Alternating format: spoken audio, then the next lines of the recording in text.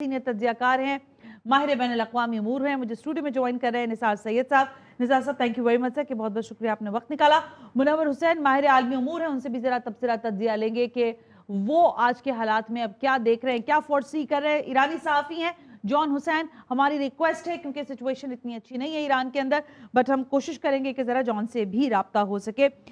निसार सैयद साहब, as per the expectation हुआ है या इट्स समथिंग लाइक हैपन जो हमें पता नहीं था और अचानक से हो गया? जब पहली दफ़ा जब ईरान और इसराइल की जंग हुई थी पिछले साल, तो इसी प्रोग्राम में हमने यहाँ पे डिस्कस किया था कि ये जंग अभी नामुकम्मल है, एक जंग और होनी है। ऑलराइट, ठीक है। और ये जो मुज़ाकरात थे और ट्रंप की ख्वाहिश भी थी किसी तरीके से मुज़ाकरात के लिए उसको एक फेस सेविंग मिल जाए, और उसने पूरी कोशिश भी करी। लेकिन आपने देखा कि उसी दौरान एफस्टेन फाइल रिलीज़ होना शुरू हुई, जिसमें एक मेन टारगेट जो है उसमें ट्रंप खुद बना। और ये इनका स्टाइल है ज्यूज लॉबीज़ का या ज़ायनिस्ट का कि वो इस तरह के इकदाम करते हैं कि अमरीकी सदर को या एस्टेब्लिशमेंट के लोगों को प्रेशराइज करने के लिए कभी मोनिका ल्यूकसी स्कैंडल आ जाता है, कभी एफस्टेन फाइल आ जाती है, कभी ना कोई काम वो कर कर अपने मकासद को हासिल करना चाहते हैं। ट्रंप जिस नारे के साथ इक़्तिदार में आए थे वो था अमरीका फर्स्ट, लेकिन इस अटैक के बाद लगता है कि अमेरिका फर्स्ट नहीं बल्कि इसराइल फर्स्ट है अमेरिका के लिए। और ये साबित होता रहा है कि अमेरिका ने हमेशा इसराइल को पैम्पर करने की कोशिश की है, वरना इस इसराइल के अंदर तो किसी भी मुस्लिम मुल्क से लड़ने और खासतौर पर ईरान से लड़ने की एक घंटे की सलाहियत मौजूद नहीं है। इसलिए आपने देखा कि नेतन्याहू गुज़िश्ता एक महीने में 2 दफ़ा अमेरिका भागे और उन्होंने वहाँ पे ट्रंप को और उनके एडमिनिस्ट्रेशन को कन्विंस करने की कोशिश की कि वो फौरी तौर पर ईरान पे हमला करें, ताकि ईरान का जो ख़तरा वो कहते आए हैं गुज़िश्ता 30 सालों से कि वो 3 दिन बाद एटम बम बना रहा है, 1 हफ्ते बाद एटम बम बना रहा है, वो एटम बम बना लेगा। ईरानी मुज़ाकरातकारों ने इस दफ़ा बहुत वाज़ेह तौर पर कहा कि उनके यहाँ एटम बम बनाना हराम है, वरना वो कब का बना चुके थे। वो इनरिचमेंट के लेवल पे हैं कि वो एटम बम बना सकते हैं, लेकिन वो इसको इंसानियत के लिए ज़र्रसा समझते हैं, उनके फतवा मौजूद है, वो नहीं बनाना चाहते। इसी बुनियाद के बावजूद वो मुज़ाकरात की एक जगह पर पहुंचे, लेकिन असल में अमेरिका, इसराइल का या मगरबी ताकतों का हदफ ईरान का एटमी प्रोग्राम भी है, ईरान का मिसाइल प्रोग्राम भी, लेकिन सबसे अहम ईरान का निज़ाम है। वो निज़ाम जो उनके आगे सरनगू होने के लिए तैयार नहीं है, वो निज़ाम जो फ़लस्तीनियों की हिमायत करता है, वो निज़ाम जो इनके सामने सरनगू होने की बात नहीं करता, ठीक है। तो इसलिए उनको इस निज़ाम को ख़त्म करना था। इस निज़ाम को ख़त्म करने के लिए उन्होंने क्या किया, पहले एक मुजाहिरों के सिस्टम को हाईजैक करने की कोशिश करी, और उस वो जो मुजाहिरीन थे वो असल में महंगाई के खिलाफ निकले थे वहां पे, लेकिन उसके ऊपर हाईजैकर्स आए जिन्होंने उसको इन्फ्लुएंस किया। लेकिन उसके बाद ईरानियों ने जब उसको कंट्रोल किया बहुत अच्छे अंदाज से, और लाखों की तादाद में प्रो रेवोल्यूशन, प्रो निज़ाम लोग निकले, तो इन्होंने उसके बाद जो दूसरी चाल बनाई वो ये कि ईरान सरेंडर करे, और सरेंडर क्या करे, अपने मिसाइल प्रोग्राम को 300 किलोमीटर की रेंज तक लेकर आ जाए, यानी एक सूबे से दूसरे सूबे तक मारने के लिए। यानी आप इसराइल के लिए खतरा ना रहें और इसराइल के सामने आप भी दीगर मुस्लिम ममालिक की तरह तरने वाला बन जाएं। दूसरा, आप इनरिचमेंट मुकम्मल तौर पर खत्म करें, और जो इनरिचमेंट आपके पास मौजूद है उसको किसी थर्ड कंट्री के अंदर शिफ्ट करें। यानी इनरिचमेंट से आप अपने मुल्क के लोगों को फायदा ना दें, आप अपने मिसाइल प्रोग्राम ना चलाएं, आप अपने हॉस्पिटल ना चलाएं, अपनी दवाइयों को ना चलाएं, यानी आप अपना बिजली घर ना चलाएं, बल्कि आपको ये हक ही नहीं है कि आप इनरिचमेंट करें। इसराइल एटमी ताकत बन सकता है, लेकिन किसी मुस्लिम मुल्क को ये हक हासिल नहीं देना चाहते, जबकि वो एटमी इनरिचमेंट की बात करता है। तीसरा, आप मज़ाहमती तंजीमों की हिमायत खत्म करें, यानी आप फ़लस्तीन की हिमायत खत्म करें, और वो मज़ाहमती तंजीमें जो इसराइल के नजिस वजूद के खिलाफ खड़ी हुई हैं उनकी हिमायत खत्म करें। चौथा ये कि आपके यहाँ का जो सिस्टम है वो हमें नहीं चाहिए। भाई, आप कौन होते हैं किसी मुल्क के अंदर भी रिजीम चेंज डिक्टेटरशिप के जरिए, यानी डिसीजन मेकिंग के लिए। आज भी आपने ट्रंप को देखा है कि उसने कहा है कि आज रात ईरानी अवाम के लिए ये मौका है कि वो जो है वो निज़ाम तब्दील करें, मैंने अपने हिस्से का काम कर दिया है, इससे पहले कोई अमेरिकी सदर ये काम नहीं कर सका, ठीक है। तो ये एक जो प्लांटेड काम था अमेरिका और इसराइल का, पहले हमला इसराइल ने किया, साथ अमेरिका उसके साथ हो गया, लेकिन आप देख सकती हैं कि जो ईरानियों ने रिटेलिएशन दिया है वो बहुत ही एग्रेसिव है, बहुत ही जो हॉरिफाइड है, और उसने तल अवीव को हिला दिया, हैफा को हिला दिया, और खित्ते में मौजूद जो अमेरिकन बेसिस थी, 2 बेसिस कह रहे हैं टारगेट की हैं, एक कतर में टारगेट की है, एक कुवैत में टारगेट की है, एक अबू ज़हाबी में करी है, एक बहरीन में करी है। यानी ये 5 से 6 इलाकों को उन्होंने टारगेट किया है, और ये मैसेज वो पहले दे चुके थे कि अगर हमारे खिलाफ हमला हुआ तो हम अमेरिकन इंस्टॉलेशन जो इन खित्तों में मौजूद हैं वहां हमला करेंगे, या तो ये जगह खाली करा लें अपने मुल्क से, इन लोगों को भेज दें अमेरिकन को, वरना बसूरत दीगर इसको अमेरिकन अमलाक समझ के इसको नुकसान पहुंचाया जाएगा और उन्हें पहुंचाया है। निसार से ये जो मिसामती तहरीकें हैं जिनके लिए ज़ाहिर है अंसारुल्लाह का है और बाकी सारों के नाम हम ले सकते हैं, क्या ये भी इसमें कोई कंट्रीब्यूट करेंगी इस सिचुएशन के अंदर? क्योंकि अब तो ज़ाहिर है वॉर तो है ना, एक तरह से ईरान उनको सपोर्ट करता रहा है, फलस्तीन के अंदर भी करता रहा, फिर अदरवाइज अब ईरान के ऊपर एक बुरा वक्त है। आपको लगता है कि वो सारी तहरीकें भी कोई कंट्रीब्यूशन देंगी? जी, ये सारा सेंट्रलाइज कमांड के तहत होगा। इससे पहले भी 12 रोज़ा जंग जो ईरान की थी, तो ईरान ने इन अपनी मज़ाहमती तंजीमों को, जो उनकी अलाइस ऑर्गेनाइजेशंस हैं, उनको कभी इस्तेमाल नहीं किया अपने कामों के लिए, बल्कि ईरान उनको आज़ाद रखना चाहता है कि वो अपने फैसले अपने अवाम और अपने मुल्क के मुताबिक करें। ऐसे ही। लेकिन चूंकि ये एक जंग है और ऑल आउट वॉर की तरफ जा रही है सूरत हाल, तो अंसारुल्लाह, हिजबुल्लाह, हशद शाबी और आप कह सकती हैं कताइब हिजबुल्लाह, हमास, अभी अल-क़साम ब्रिगेड का भी आपने देखा पैगाम चल रहा है, जो फ़लस्तीन की रेजिस्टेंस है, उन्होंने कहा है कि वो इस जंग में कूदने के लिए तैयार हैं। तो इजराइल को, अमेरिका को ये एक आसानी से चीज़ें हज़म नहीं होनी है। देखें, वो चाहते हैं कि जो मदर ऑफ़ ऑल फोर्सेस है वो ईरान है, जो रेजिस्टेंस फोर्सेस का जो हेड क्वार्टर वो ईरान है, वो ईरान को किसी तरीके से वहाँ पर अपने कोई पपेट्स को लाके बिठाएं ताकि एक ऐसी हुकूमत बने जिसके ज़रिए वो अपनी मर्ज़ी का ईरान चलाएं, जो किसी मज़ाहमती तंजीम को सपोर्ट ना करे, जो फ़लस्तीन कॉज की बात ना करे, जो इसराइल के लिए थ्रेट ना बने। तो उनकी एक बेसिक नुक्ता ये है कि ईरान का जो मौजूदा रिजीम है, जो उनके सामने सरेंडर नहीं कर रहा है, जो मज़ाहमत को सपोर्ट करता है, जो आज़ाद फ़लस्तीन की बात करता है, वो उसको टॉपल करें, उसके सिस्टम को ख़त्म करें, डीरेल करें। अब जब तमाम चीज़ों में वो नाकाम हो चुके हैं, तो आज उन्होंने दोबारा ये ऑपरेशन किया और ट्रंप ने कहा कि हम इस सिस्टम को ही ख़त्म करना चाहते हैं। आज भी उसने अपने बयान में इसी बात का अदा किया है, सेम 19-20 करके यही बात जो है नेतन्याहू ने करी है। बिल्कुल साहब, जो बात मुनव्वर साहब कह रहे हैं कि वो मैटर नहीं करते, दो ममालिक मैटर करते हैं, तो आपको क्या लगता है निगोशिएट करेंगे, आगे बात होगी, मुज़ाकरात होंगे? क्योंकि अभी मैं डोनाल्ड ट्रंप का मेरे पास आया कि उन्होंने इटली से कहा है कि अब आप सीज फायर की बात करें यहाँ पर। जी, उन्होंने पहले मरहले पे जो टारगेट्स किए थे वो आपके सामने है कि उन्होंने शार जमहूरिया पे आयतुल्लाह खामनाई की जो मुमकिना रिहाइशगाह थी उसको बुरी तरीके से बम्बार्ड किया है। पेज़ेश्कियान को, जो उनके सदर हैं, उनको टारगेट करने की कोशिश की है, उनके इंटेलिजेंस हेडक्वार्टर को टारगेट किया है।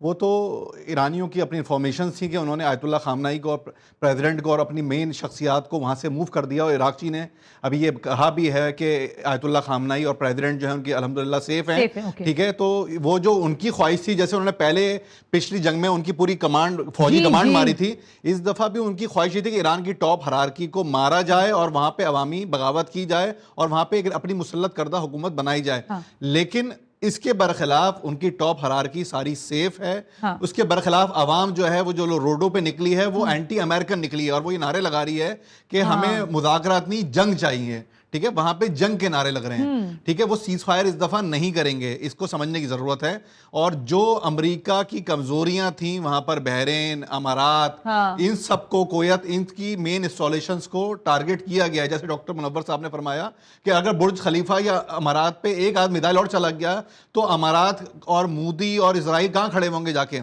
अमारात जो हब बना हुआ है मूसाद का, वो कहां खड़ा होगा? तो इस वक्त जो सूरत हाल है वो अमेरिका ज्यादा वल्नरेबल है। अभी एक मैसेज और चला है, जो खबर घूम रही है कि ईरानी नेवल शिप ने अमेरिकन जो कॉम्बैट शिप थे उनको अभी टारगेट किया है। अच्छा, तो वो ईरानी इस वक्त बहुत एग्रेसिव मूड में आए हुए हैं। अपने ऊपर हमले के 1 घंटे बाद से उन्होंने अमेरिकन बेसिस को टारगेट किया है, उन्होंने तल अवीव को टारगेट किया है, उन्होंने हैफा को टारगेट किया है और उनके मिसाइल्स ने इन जगहों को हिट किया है। देखें, इंटरसेप्ट करने की जो बात हो रही है, तो उसके बाद रबल्स जो दिख रही हैं हमें और वहां पे जो शोर मच रहा है, तो ये सारे कंट्रीज वल्नरेबल पोजीशन के अंदर हैं। ठीक है, और दूसरा ये मुमालिक वो भी हैं जो चाहते हैं कि अमेरिका और इसराइल का तसल्लुत ना हो।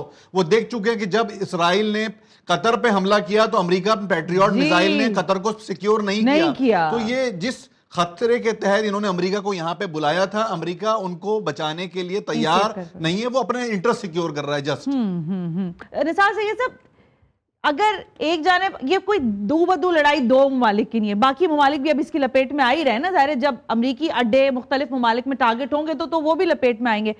सो इन अदर वर्ड, आप समझते हैं कि ये फुल स्केल वॉर जाएगी? हम आगे इस तरफ ही देख रहे हैं अब कि वॉर जो है वो फुल स्केल होगी और सारे उसकी लपेट में आएंगे, या आपको लगता है कि ये एक हार्ट हिटिंग चीज हो गई या उसके साथ कुछ मेलो होंगी चीजें? मेरे ख्याल से इस जंग के अंदर जो है वो मिडिल ईस्ट रीशेप होगा ओके ये जंग मिडिल ईस्ट रीशेप होने जा रहा है। अमेरिका का जो इस इलाके में तसल्लुत था वो चैलेंज हो चुका है, और वो अमेरिका की, जैसे मुनव्वर साहब कह रहे हैं, अपनी बेवकूफ़ियों से हुआ है। यानी अमेरिका का जो ताकत का जोम था और ट्रम्प जिस तरह से नेतन्याहू के हाथों इस्तेमाल हुआ है, अपनी प्रॉक्सी के हाथों, एब्सेंट फाइल के हाथों ब्लैकमेल हुआ है, उसने अमेरिका की जो मिलिट्रियल हेजमनी थी उसको भी जो है ना ऑन स्टेक ले आया है। आज ईरानियों ने जो हमले किए हैं उसने अमेरिका की मिलिट्री सुप्रीमेसी के पोल को खोल दिया है। वो अटैक जो 6 से 7 जगहों पे हुए हैं वो बाकायदा अपने टारगेट्स को उन्होंने हिट किया है। वो अमेरिका के जिससे के साथ लोग बैठने को अपने इफ्तिखार समझते हैं, वो अमेरिका के जो दुनिया में इस वक्त अपने आप को सुपर पावर कहता है, उस अमेरिका की प्रेजेंस को चैलेंज किया गया है, उसको हिट किया गया है। और अभी समंदरों में भी जो अमेरिका ने कहा था कि हम ईरान की नेवी को खत्म कर देंगे, और बंदर अब्बास से बड़ा सीवियर अटैक की इतलात थी, उसकी तफसीलात नहीं आई। लेकिन अभी जो इतला है कि ईरानी नेवी शिप ने जो है उनके कॉम्बैट शिप को जो इब्राहिम लिंकन के साथ था उसको बहुत बुरी तरीके से हिट किया है। तो ईरानियों ने इस इलाके में अमेरिका की मिलिट्री सुप्रीमेसी को ना सिर्फ चैलेंज किया है बल्कि वो ख़त्म करने के दहाने पर लेकर आ गए हैं। अगर अमेरिका 2 हफ्ते तवील जंग पे जाता है तो इनके पास भागने के लिए डीजल भी नहीं बचेगा। और अगर ये जो अब हरमज़ को बंद करने की बात, देखिए अभी जो है इतलात ये है कि ईरान से कोई अहम जो है बयान आने के इतलात हैं कि वहाँ से उनके जो टेलीग्राम ग्रुप्स हैं उसमें चल रहा है कि हो सकता है आयतुल्लाह खामनेई का कोई टेलीवाइज स्टेटमेंट आए, उसके बाद सूरत हाल और वाज़ेह होगी कि ईरानी कहां लेके जा रहे हैं। आज आता है, ये कल आता है। उस सूरत हाल में एक तो ये जो इजरायली प्रोपेगेंडा है कि खामनेई साहब को निशाना बनाया गया है, वो मुकम्मल तौर पे जो है वो डिफ्यूज हो जाएगा। और जो ईरानी ऑफिशियल क्लेम कर रहे हैं कि अल्हम्दुलिल्लाह वो और उनके प्रेसिडेंट सेफ हैं, वो सामने आ जाएगा। दूसरी बात ये कि नया जो टारगेट्स हैं वो और डिफाइन हो जाएंगे, क्योंकि टारगेट डिफाइन है। ईरानियों ने पहले ही वाजे किया था कि अगर उन पर अटैक हुआ तो वो ऑल आउट वॉर पे जाएंगे, और वो रीजनल वॉर होगी, और वो उसको रीजनल वॉर की तरफ ले गए हैं। अब जो भी उनसे उलझेगा इसराइल अमेरिका के खिलाफ, वो उसके खिलाफ अटैक करने को अपना जवाब रखते हैं, क्योंकि उन्होंने टोटल यूएस की मिलिट्री बेसिस पर, उनकी नेवल बेसिस पर अटैक किया है। निज़ार साहब, ब्रेक पर हम डिस्कस कर रहे थे कुछ चीजों का, ऐसा लगता है कुछ चीजों की टाइमलाइन होती है। अभी रिसेंटली एक मुलाकात हुई है जो पूरी दुनिया में उस पर बड़ी बात हुई, इंडिया के प्राइम मिनिस्टर नरेंद्र मोदी और इजरायली प्रेसिडेंट नेतन्याहू की। ये मुलाकात अखबारों में छपी, लोगों ने इसको डिस्कस किया और इस पे बहुत ज्यादा चिमगोइयां हुई, लेकिन फिर डस्ट डाउन हो गई चीज। अच्छा, उसी दौरान आपने देखा और हमने देखा कि ये फितना और खवारिज जो हैं ये चढ़ दौड़े पाकिस्तान पर। ये आपको इसकी कोई टाइमलाइन नजर आती है, या आपको लगता है कि ये सब चीजें अपने अपने मुकर्रर वक्त पर हुई हैं और फिर जाहिर है ये एक बड़ी वॉर भी हमें दिखाई देती है? देखिए, ये तो इसको हम कुछ खास नहीं कह सकते, लेकिन बहरहाल हर चीज के पीछे कुछ ना कुछ कुक हो रहा होता है। ट्रंप के मौजूदगी में उसके अहम तरीन अलाई इसराइल है, और इसराइल के अहम तरीन अलाई इंडिया है। ये इस तरीके से एक ट्राई का है पूरा का पूरा। मोदी के 10 साल करीबी ताल्लुकात हैं नेतन्याहू से। 10 साल पहले उसके जो विजिट था वो भी था, और इसके बाद दोबारा इसने विजिट किया। और देखें, इन दोनों के विजिट के बाद, इनकी मुलाकातों के बाद, उसको स्पेशल ऑनर देने के बाद, रात को अगले दिन जो है वो पाकिस्तान पर फितना खवारिज की जानिब से पाकिस्तान पर हमला किया जाता है, और पाकिस्तान की सरहदों की वायलेशन की जाती है, हमारी चेक पोस्टों पर घुसा जाता है, जिसके जवाब में पाकिस्तान की फौज जवाब देती है। क्योंकि इंडिया जंग के अंदर भी आपने देखा था कि इसराइल के लोग बाकायदा न्यू दिल्ली में मौजूद थे, और उनके जो स्पाई प्लेन्स थे वो हमारे यहाँ मौजूद रहे और इंटेलिजेंसिया शेयर करते रहे सारी की सारी। इसी तरीके से हम देखते हैं कि उसके 2 दिन बाद इसराइल की जानिब से ईरान पर हमला किया जाता है। तो इस नेक्सिस को, जो ये नेक्सिस ऑफ ईवल है, इसको आप किसी सूरत पाकिस्तान के खिलाफ या ईरान के खिलाफ जो ये साजिशें करते हैं, आप इसको इग्नोर नहीं कर सकते। पाकिस्तान के खिलाफ, ईरान के खिलाफ इनकी साजिशें जारी हैं, जारी रहेंगी। पहला हदफ जाहिरन आपको लगता है कि ईरान है, लेकिन इसके असल हदफ उनका पाकिस्तान ही मौजूद है। आज आप देखें कि नेतन्याहू ने अपनी गुफ्तगू के अंदर एक अहम तरीन बात करी है, जिसको हम पहले भी कहते रहे हैं, कि उसने कहा है कि बलोच, आजरी, कुर्द ये भी निकलें और ईरान से अपने आप को आज़ादी दिलाएं। और आपको पता है कि मेमरी के नाम से जो उनका थिंक टैंक इसराइल का, मुसाद जिसे चलाती है, वो बाकायदा इस पे काम कर रहा है कि पाकिस्तान के और ईरान के बलोचों को एम्पावर करे। यानी मैं पूरी बलोचों की बात नहीं कर रहा, वो लोग जो इंतहा पसंद हैं, और उनके जरिए इन दोनों ममालिक में इंसर्जेंसी क्रिएट करके एक नई मुमलिकत क्रिएट करे। इसी तरीके से वो कुर्दों को फंड करते हैं कि वो कुर्द जो है वो टर्की के अंदर, इराक के अंदर, ईरान के अंदर इंसर्जेंसी क्रिएट करें, वहां पे मसाइल को क्रिएट करें। ये सारे के सारे इसराइल के टूल बने हुए हैं, कहीं इंडिया के टूल बने हुए हैं, कहीं इसराइल के टूल बने हुए हैं। और अफसोस ये कि हमारे पड़ोसी बरादर मुल्क अफगानिस्तान के वहां पर मौजूद होकर ये दहशतगर्द पाकिस्तान के खिलाफ साजिशों में, कभी दहशतगर्दी के वाकयात में मुलविस हैं। तो देखें, पाकिस्तान हो, ईरान हो, ये वो मुल्क हैं कि जिनसे इसराइल को, हिंदुस्तान को खतरा है। ये आइडियोलॉजिकल बेसिस पे इस्लामी उम्मा के एक बड़े मजबूत मुमालिक हैं जो हर मुश्किल वक्त में उम्मत के साथ खड़े हुए दिखाई देते हैं। इसलिए उनकी ख्वाहिश है कि इन मुमालिक को डिस्टेबलाइज करें और इसके लिए वो अपने टूल्स को, अपने जो एजेंट्स हैं उनको इस्तेमाल करते रहें। सैयद साहब, आपसे भी पहली बात यह कि आज रात में मुतवक्की तौर पर आप क्या देख रहे हैं? मजीद स्ट्राइक्स करेगा अमेरिका या ईरान भी ज़ाहिर है फिर उसके रिटेलिएशन में करेगा? एक तो पहले मुझे इस बात का जवाब दें कि आज रात आपको लगता है कि कुछ टोन डाउन होगा या मजीद हीटेड होगी? देखिए, जंग तो जारी रहेगी ना। अमेरिका एक दिन इतनी बड़ी उसने अपनी मिलिट्री मोबिलाइजेशन करी है, सेकेंड वर्ल्ड वॉर के बाद इससे बड़ी मिलिट्री मोबिलाइजेशन नहीं देखी गई है। तो वो एक स्ट्राइक या एक दिन की स्ट्राइक के लिए तो नहीं लेकर आया, उसका एक खास एजेंडा है और वो उसको हासिल करने की कोशिश करेगा। उसके पास पोटेंशियल स्ट्राइक करने का।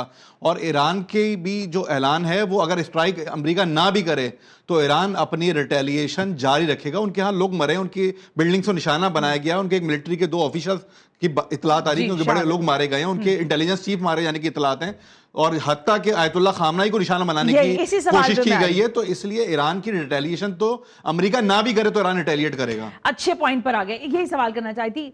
ज़ाहिर पूरी दुनिया हमें देख भी रही है और ज़ाहिर ये चीज़ें डिस्कस हो रही होती हैं। इस वक्त ये स्टेटमेंट आना आयतुल्लाह खामनाई की जानिब से या ज़ाहिर है ईरान की जानिब से उनका मंजर आम पर उनको लाना कितना अहम होगा कि वो सेफ एंड साउंड है, पज़ेश्कियान साहब भी और आयतुल्लाह खामनाई, क्योंकि ये भी एक तरह का रिलीफ होगा for those people who are dependent for them. तो आप क्या समझते हैं कि उनको मंजर आम पर आना चाहिए इस वक्त या नहीं? मेरे ख्याल से वो तो उनकी अपनी मिलिट्री और अपनी इंटेलिजेंस की इतलात की बुनियाद पे वो तय करेंगे। लेकिन इतलात ये हैं कि उनका आज या कल में कोई वीडियो पैगाम टेलीवाइज किया जा सकता है, जो अभी उनके जो टेलीग्राम चैनल है, क्योंकि वहां पे कोई कनेक्टिविटी तो किसी को नहीं मिल रही है और मिलिट्री वो मीडिया है वो बहुत ज्यादा सेंसर्ड है, चीजों के अंदर इंफॉर्मेशन नहीं मिल रही कहीं से भी। लेकिन जो बात आ रही है टेलीग्राम चैनल पे कि वो आज या कल उनका कोई टेलीवाइज मैसेज आएगा और उसमें नई स्ट्रेटेजी और नई अनाउंसमेंट सामने